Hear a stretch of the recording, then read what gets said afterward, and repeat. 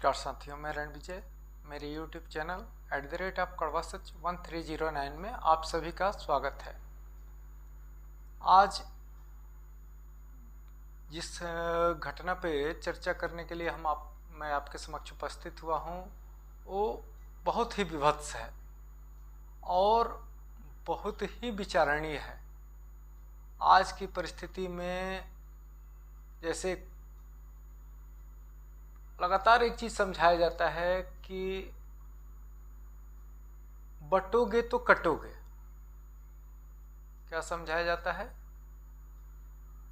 ये आज से नहीं कि योगी जी ने कुछ दिन पहले बोल दिया, फिर उसी को मोदी जी ने आगे बढ़ाया, फिर उसी को राष्ट्रीय स्वयंसेवक संघ के हमारे सर संचालक भागवत जी ने उसको आगे बढ़ाया।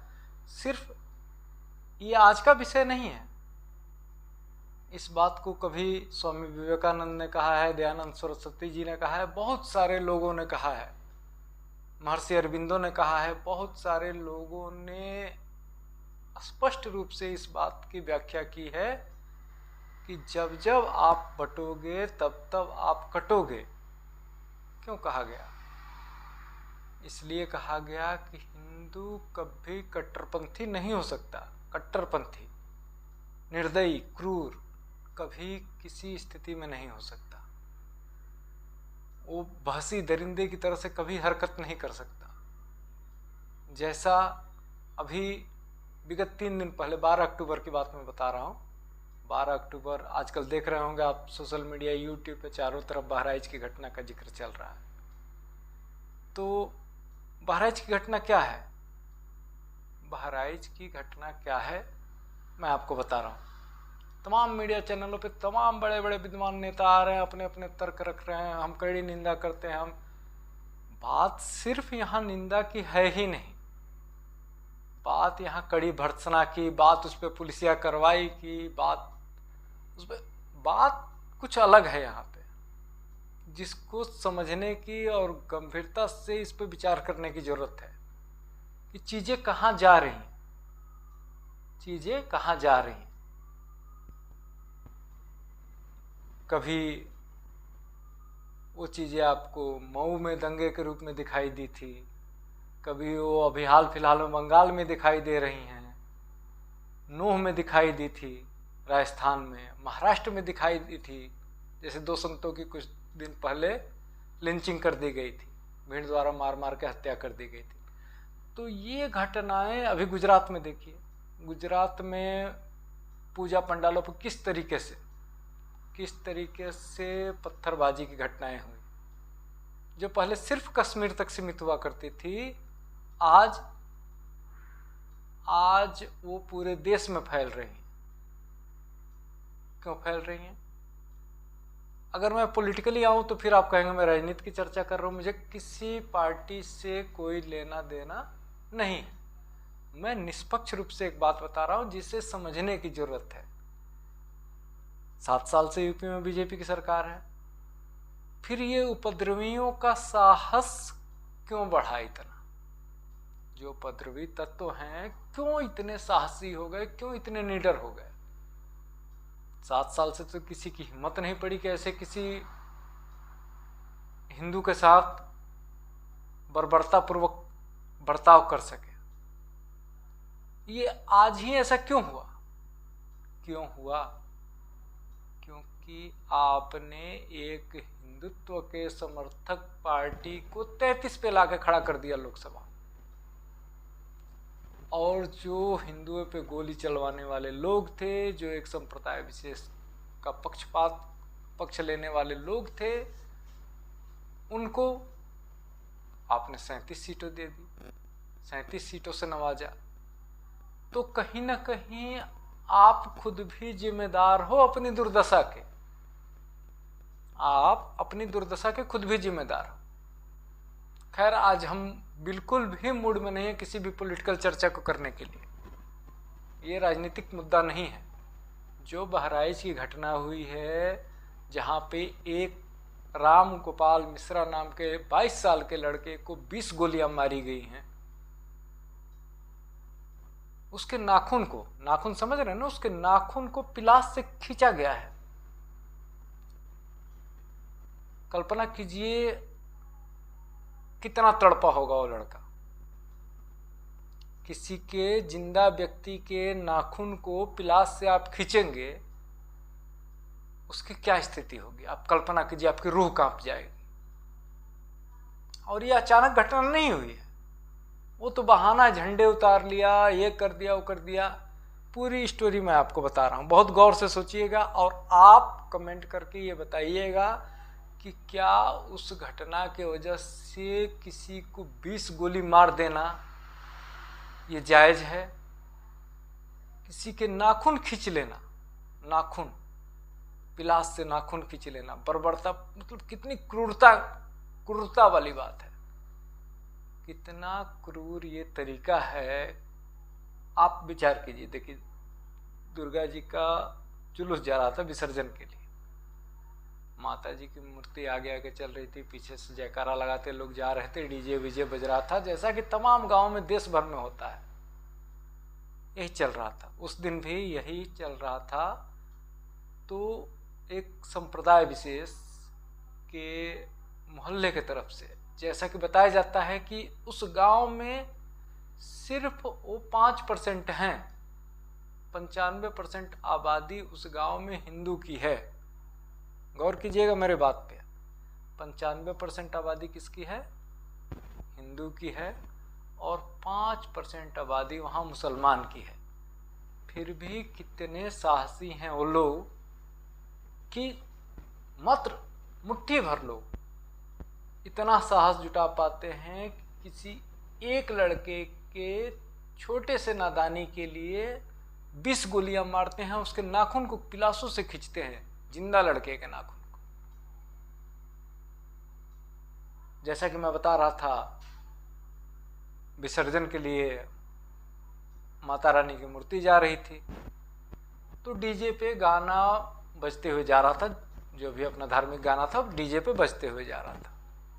जैसे ही उस मुस्लिम मोहल्ले की तरफ से वो मूर्ति विसर्जन के लिए निकली, वहाँ कुछ असामाजिक तत्व संप्रदाय विशेष के, संप्रदाय विशेष को गोली मारी, मुसलमान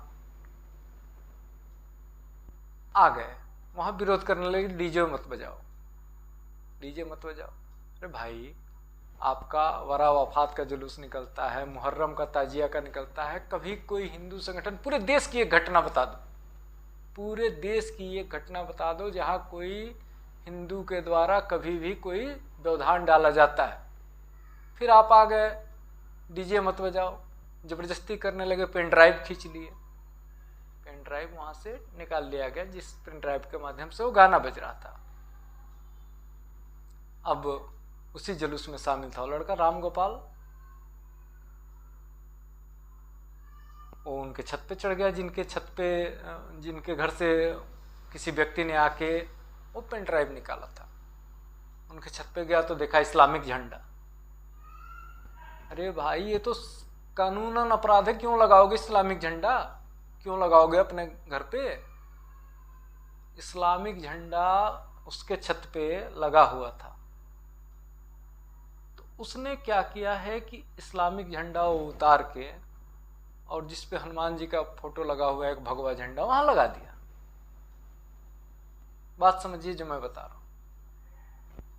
चलो ठीक है, आप मुसलमान हो, आप नहीं, हमारे उसमें धर्म के तौर तरीकों में उसमें नहीं विश्वास करते हो, आपको क्या इस बात से इतनी समस्या हो जाएगी किसी को कि किसी एक लड़के को, चलो पुलिस साथ साथ जुलूस में पुलिस के हवाले कर दो कि देखो जी ये उपद्रव कर रहा है, ये ऐसा कर रहा है, आप रोकिए, इसको समझाइए, चलो एक दो थप्पड़ मार दो, समझ में आता है। आप 20 गोली मार दोगे उसको, ये सामान्य घटना नहीं है। आदमी की मृत्यु एक गोली, 2 गोली से हो जाती है। मुझे तो इंदिरा गांधी की हत्या का वो दिन याद आ रहा है कि कैसे उनको गोलियों से छलनी कर दिया गया। आज वही स्थिति हुई 12 तारीख को, इस लड़के के शरीर को, राम गोपाल मिश्रा के शरीर को गोलियों से छत बिछत कर दिया गया। उसके बाद उसके नाखून खींचे गए पिलास से। मतलब कितनी क्रूरता आपके अंदर भरी हुई है, कितनी क्रूरता भरी हुई। ये जो मैं आपको बता रहा हूं ये तमाम मीडिया चैनलों पे दिखाया जा रहा है, लेकिन ये क्यों हुआ, कैसे हुआ, क्यों लड़का वो चढ़ा छत पे। पेन ड्राइव ले जाने के बाद उस छत से, जिस छत पे वो लड़का चढ़ा था, औरतें पत्थर मार रही थी, औरतें पत्थर मार रही थी, कांच की बाटल फेंक रही थी नीचे, जिसमें से किसी एक पत्थर के लगने से जो विसर्जन के लिए माता जी की मूर्ति जा रही थी उसका एक हाथ टूट गया। इसमें गुस्से में आके लड़का, स्वाभाविक है, आप ताजिए का जुलूस लेकर जा रहे हो, हम तोड़ फोड़ मचा दें एकदम, तो स्वाभाविक आपको गुस्सा आएगा। तो उस गुस्से में वो लड़का चढ़ा है, उसने ऐसा किया है, तो क्या इसके लिए किसी की जान ले लोगे आप 20 गोली मार दोगे। सोचो मतलब कितने साहसी हो गए हो आप। इस साहस को तोड़ने की जरूरत है। ये जो पनप रहा है व्यवस्था, इसका समूल नाश करने का अब समय आ गया है। एक व्यक्ति की सुरक्षा प्रशासन नहीं दे सकता। ये हिंदू समाज जितना जल्दी इस बात का गांठ बांध ले अपने मन में। एक व्यक्ति, 140 करोड़ की आबादी है देश में, जिसमें से लगभग 110 करोड़ हिंदू हैं। उन सभी की सुरक्षा एक एक व्यक्ति की पुलिस प्रशासन नहीं दे सकता। आपको अपनी सुरक्षा स्वयं करनी पड़ेगी। अगर आप नहीं करते हो अपनी सुरक्षा, आप संगठित नहीं रहते हो, आप जाति पात धर्म व्यवस्था इसमें बंटते हो, तो आपको रोज एक राम गोपाल मिश्रा, राम गोपाल सिंह, राम गोपाल यादव, राम गोपाल नाई, तमाम विभिन्न जाति के राम गोपाल का हत्या और उसके साथ किए जाने वाले बर्बरता को देखने के लिए तैयार रहना पड़ेगा। ये तय मानकर चलो आप। तो इसके लिए पहले तो सबसे जरूरी है आप संगठित रहें। आप मत देखो जात पात, भाई कुछ नहीं रखा है इसमें। आप सबसे पहले अपने आप को संगठित कीजिए, और किसी भी प्रकार का जुलूस निकल रहा है, कोई भी धार्मिक आयोजन हो रहा है, आप सशस्त्र वहां रहिए। आप उस जुलूस में सशस्त्र जाइए। प्रशासन से लिखित रूप में आदेश लीजिए इसका कि भाई हम सशस्त्र जुलूस निकालेंगे। अगर आप इसकी अनुमति नहीं देते हो, अब पूरे जुलूस के दौरान अगर एक किसी हिंदू के लड़के को खरोच आती है, तो हम प्रशासन की ईंट से ईंट बजा देंगे। हम किसी का घर नहीं जलाएंगे दूसरे का, हम किसी की वाहन नहीं फूकेंगे, हम प्रशासन की ईंट से ईंट बजा देंगे। ऐसा लिखित में आश्वासन लो उनसे कि हाँ चलो तुम कोई सलाह लेकर मत जाओ, सब शांतिपूर्ण निपटेगा, हम इसकी पूरी जिम्मेदारी लेते हैं, प्रशासन ये लिखित रूप में दे। और नहीं तो आप अपनी सुरक्षा स्वयं करोगे। ये एक घटना नहीं है, मैं बता रहा हूँ, पूरे देश में हो रही है। ये घटना पूरे देश में हो रही है, और पूरे देश के लोगों को, पूरे देश के हिंदू समाज को अब जागरूक होने का वक्त आ गया है। आप हाथ पे हाथ धरे रह जाओगे, रोज एक राम गोपाल की नाखून खींचे जाएंगे। तो आप लोगों से बहुत ही विनम्र निवेदन है, अरे आप बचोगे तब तो कोई पार्टी की राजनीति करोगे, तब तो किसी पार्टी की राजनीति बचोगे, तब तो पहले खुद को बचाना जरूरी है। खुद को बचाने के लिए संगठित होना जरूरी है, क्योंकि वही एक शक्ति है जिसके माध्यम से आप अपनी सुरक्षा कर सकते हो। आप प्रशासन के भरोसे मत रहो। प्रशासन क्या बचा लिया? नहीं बचाया। तो मैं अकेला प्रशासन की चूक क्यों मानूं? इसमें अपनी भी गलती है। अगर हम सजग रहते, हम सशस्त्र रहते, तो दौड़ा के 20 को मारते घर में से खींच के। फिर देश में कहीं कोई संप्रदाय विशेष का व्यक्ति ऐसी घटना करने की कोशिश नहीं करता, किसी भी हाल में नहीं करता। तो तो सबसे पहले जरूरी है कि आप अपने को मजबूत बनाओ। कमजोर का साथ कोई नहीं देता, इतना याद रखना। सबसे पहले आप अपने आप को मजबूत बनाओ, आप अपने आप को ताकतवर बनाओ। इसके लिए जरूरी है कि आप संगठित रहो। आप संगठित रहो, आपको किसी के आगे अपने मदद के लिए हाथ फैलाने की जरूरत नहीं है। आप स्वयं में सक्षम हो अपनी सुरक्षा करने के लिए, आपको किसी प्रशासन की जरूरत नहीं। मैं कह रहा हूं, ये विश्वास करो, आप एक बार एकजुटता दिखाओ। आप स्वयं में सक्षम हो अपनी सुरक्षा करने के लिए, आपको किसी बैसाखी की जरूरत नहीं है। इन्हीं शब्दों के साथ मैं आपसे विनम्र आग्रह करता हूं कि आप सभी हिंदू समाज के लोग जाति पाति का भेद मिटाकर संगठित होइए। संगठित, उसी में आपकी रक्षा है, उसी में आपका हित है और उसी में देश का हित है। जय हिंद, जय भारत, नमस्कार।